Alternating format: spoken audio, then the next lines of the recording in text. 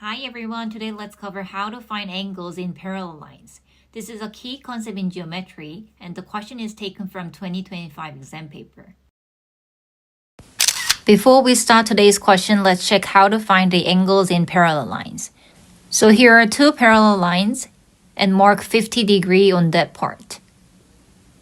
Now we want to find the angle for A and B. So do you remember how to get the angle for A and B? The value of A is equal to 50 degree because the pink part are corresponding angles. The value of B is also 50 degree because it's the opposite angle. Here is the most important part for angles in parallel lines. A and B are equal because they are the alternate angles. So try to remember these key points before moving into today's question. So today's question is worth 4 marks and it's from Geometry exam question. We know that two lines are parallel to each other and now we have to find for X, Y, and W. We have to look at that 158 degree, which is the corresponding angle of W.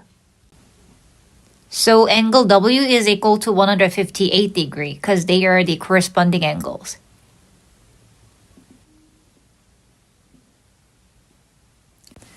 Now it's a little difficult, but can you recognize that the orange parts are equal?